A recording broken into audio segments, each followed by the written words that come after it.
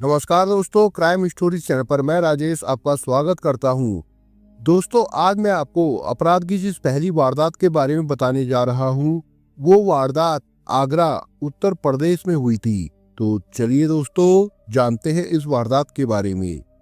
8 जून 2021 की बात है।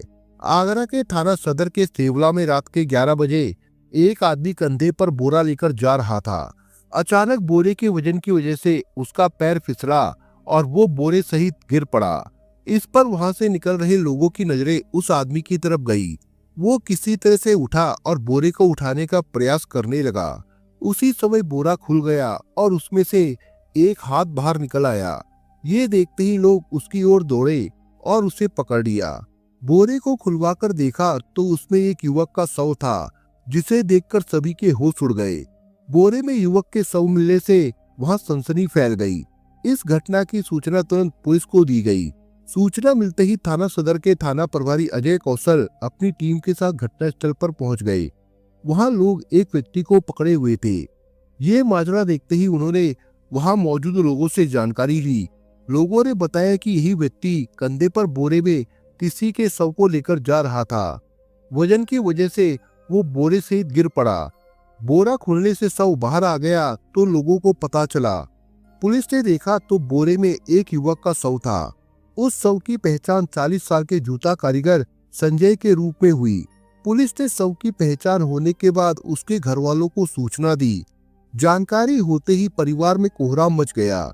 इस बीच घटना की जानकारी थाना प्रभारी द्वारा अपने उच्च अधिकारियों को दी गई। सूचना मिलते ही एसपी रोहन प्रमोद वहां पर पहुंच गए। उन्होंने शव का मुआयना किया। युवक के गले पर चोट के निशान दिखाई दे रहे थे। मौके की जरूरी कार्रवाई निपटाकर पुलिस ने शव को मोर्चरी भिजवा दिया था। पुलिस पकड़े गए युवक मानसिंह को हिरासत में लेकर थाने आ गई। थाने पर उससे पूछताछ की गई। जानकारी देने पर पुलिस ने रात में ही मृतक संजय के घर पहुंचकर उसकी 35 साल की पत्नी सुनीता और सुषमा से पूछताछ की। सुनीता ने बताया कि वो दवा लेने गई हुई थी। जब लौटकर आई तो पति संजय घर पर नहीं मिले। उसने सोचा कि कहीं गए होंगे। जब देर हो गई तो उसने पति की तलाश शुरू कर दी। बाद में पता चला कि उसके जाने के बाद पति की किसी ने हत्या कर दी थी। उधर हिरासत में लिए गए युवक ने बिना कुछ छिपाए पुलिस को सच्चाई बता दी। उसने हत्या का जुर्म कबूल कर लिया था। उसने बताया कि मृतक संजय की पत्नी से उसके प्रेम संबंध है। पति संजय इसका विरोध कर रहा था। हम दोनों के प्यार के बीच संजय रोड़ा बना हुआ था। वो अपनी पत्नी के साथ मारपीट करता था। मुझे भी घर आने से मना करता था। इसलिए हम दोनों ने मिलकर उसकी हत्या कर दी। वो शव को बोरे में बंद कर ठिकाने लगाने ले जा रहा था, लेकिन बोरा गिर जाने से भेद खुल गया। पुलिस समझ गई कि मृतक की पत्नी सुनीता इस हत्याकांड में शामिल होने के बावजूद अपने आप को निर्दोष बता रही है, जबकि उसके प्रेमी मानसिंह ने पुलिस को सारी हकीकत बता दी। पुलिस ने सुनीता को भी गिरफ्तार कर लिया और फॉरेंसिक टीम को बुला लिया। टीम ने मृतक के घर से कई साक्ष्य जुटाए। 9 जून 2021 को प्रेस कॉन्फ्रेंस में एसएसपी मुनिराज जी ने इस हत्याकांड का खुलासा करते हुए हत्या में शामिल मृतक की पत्नी सुनीता और सुषमा व उसके 38 साल के प्रेमी मानसिंह की गिरफ्तारी की जानकारी दी। संजय की हत्या के पीछे जो कहानी निकल कर आई, वो दो प्रेमियों के प्यार के बीच कांटा बनने की इस प्रकार निकली। मृतक संजय आगरा की एक जूता फैक्ट्री में कारीगर था। वो मूल रूप से निभोरा के मूसेकापुरा का रहने वाला है। देवरी रोड पर मकान लेकर वो परिवार के साथ रहता था। उसके परिवार में पत्नी सुनीता सुषमा के अलावा 3 बच्चे हैं। कुछ समय पहले संजय ने अपना मकान बेच दिया। मकान बेचने के बाद वो सेवला में किराए का मकान लेकर रहने लगा। संजय शराब पीने का शौकीन था। वो शराब पीकर अक्सर सुनीता से झगड़ा करता और उसके साथ मारपीट करता था।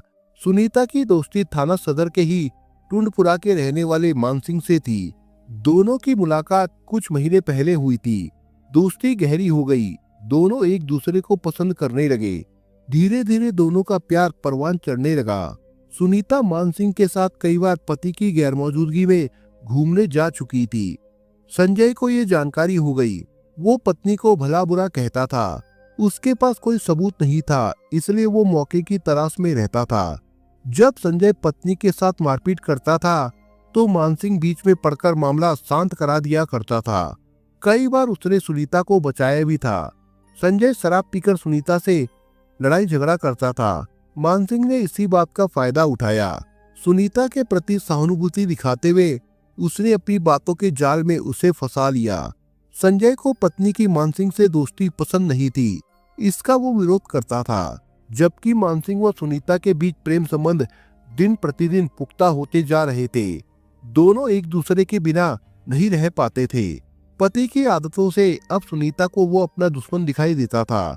सुनीता और मानसिंह को जब भी मौका मिलता दोनों तन मन की प्यास बुझा लेते थे।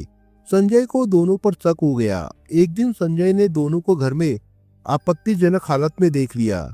इससे मानसिंह तिलमिला कर रह गया, लेकिन समय की नजाकत को देखते हुए मानसिंह बिना कुछ बोले उस दिन वहां से चला गया।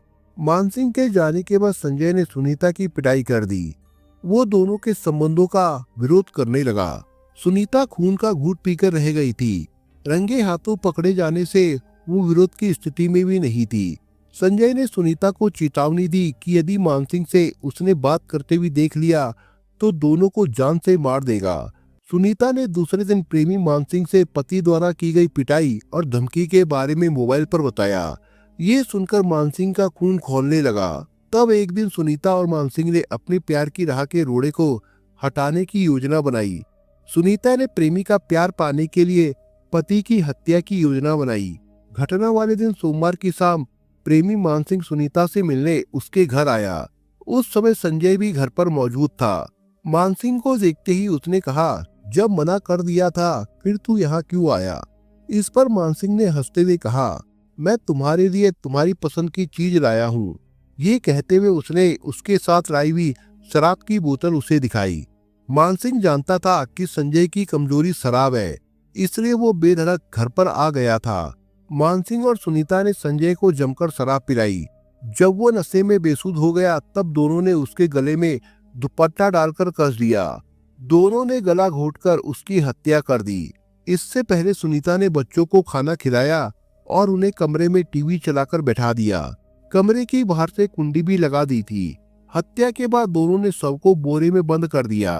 सुनीता ने प्रेमी मानसिंह से पति के शव को इलाके से दूर ले जाकर किसी तालाब में फेंकने को कहा, ताकि लोगों को लगे कि पानी में डूबने से उसकी मौत हुई है। तब मानसिंह शव को बोरे में भरकर कंधे पर रखकर उसे फेंकने के लिए रात में ही चल पड़ा।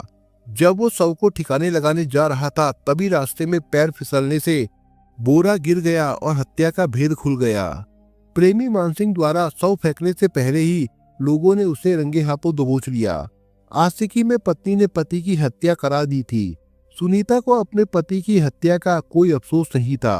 अपने प्यार की खातिर प्रेमी के साथ मिलकर पति की हत्या करने वाली सुनीता के चेहरे पर गिरफ्तारी के बाद भी पछतावे के भाव नहीं दिखाई दिए।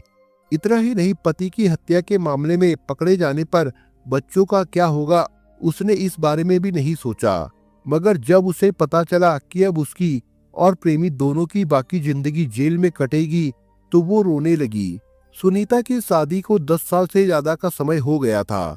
3 बच्चों में सबसे बड़ा बेटा 9 साल का है। लोगों की वजह से पुलिस ने एक हत्या का पर्दाफाश घटना के कुछ ही घंटे बाद ही कर दिया था।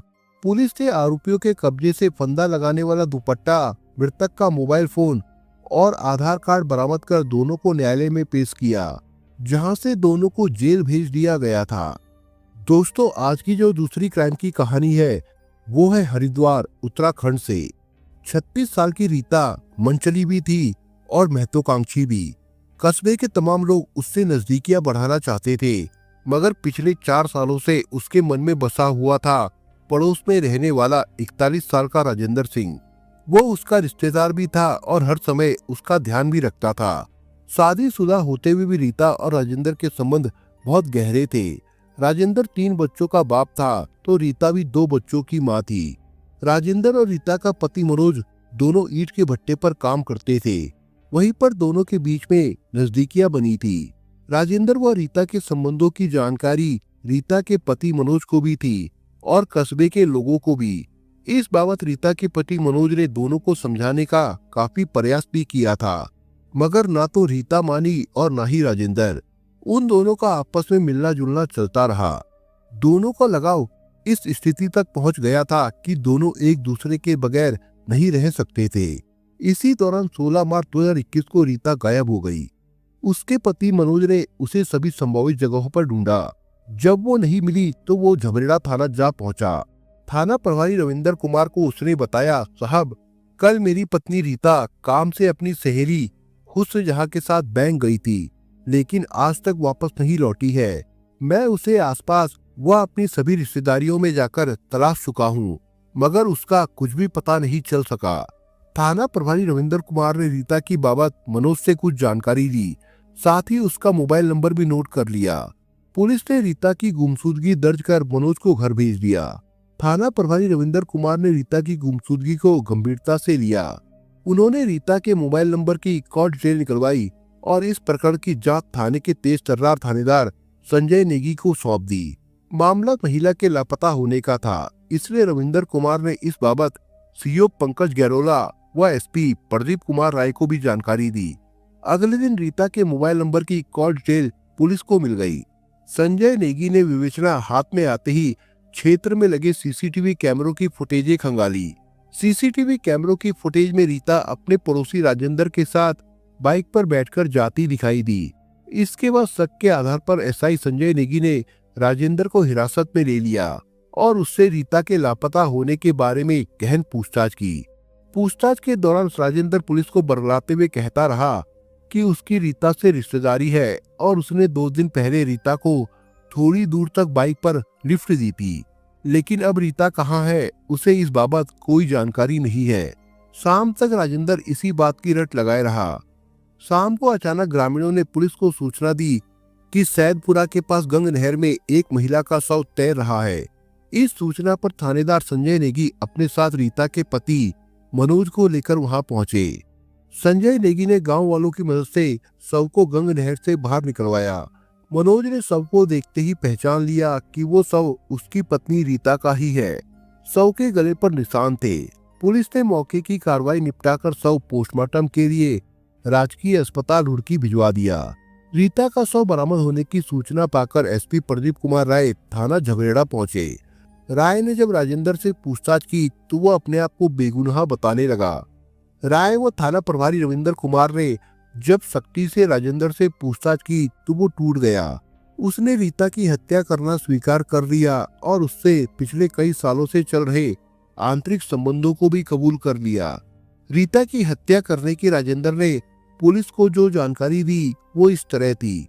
राजेंद्र जिला हरिद्वार के कस्बा झबरेड़ा स्थित ईंट भट्टे पर पिछले 20 साल से काम कर रहा था। उसके परिवार में उसकी पत्नी सुनीता, बेटी प्रिया, दूसरी बेटी खुशी व बेटा कार्तिक था। ईंट भट्टे पर काम करके राजेंद्र को 15,000 रुपए प्रति महीने की आमदनी हो जाती थी। इस तरह से राजेंद्र के परिवार की गाड़ी अच्छे से चल रही थी। उसी ईंट भट्टे पर रीता का पति मनोज भी काम करता था। साथ काम करते करते मनोज और राजेंद्र में दोस्ती हो गई। फिर दोनों का एक दूसरे के घर पर आना जाना शुरू हो गया। इस आने जाने में रीता और राजेंद्र के बीच नाजायज संबंध बन गए।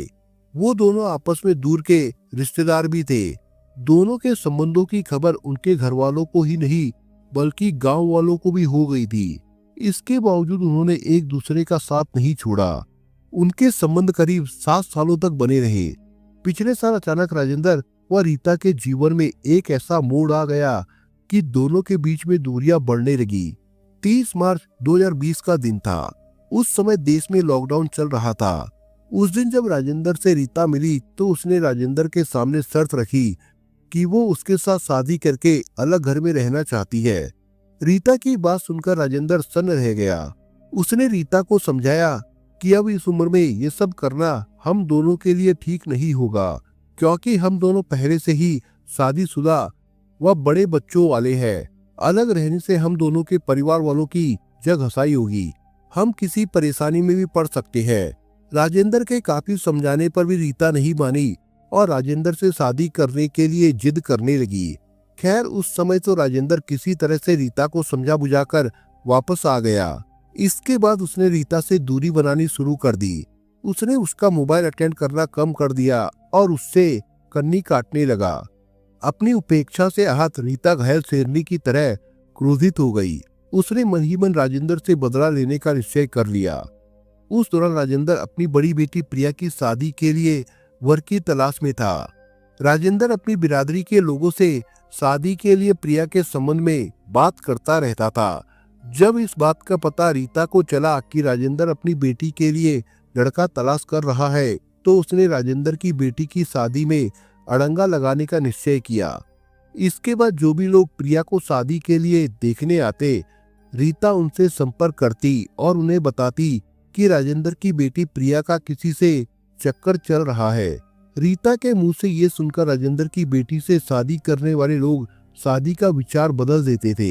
इस तरह रीता ने प्रिया से शादी करने वाले दो परिवारों को झूठी व भ्रामक जानकारी देकर प्रिया के रिश्ते तुड़वा दिए थे। जब इस बात की जानकारी राजेंद्र को हुई तो वो तिलमिलाकर रह गया। धीरे धीरे समय बीतता गया।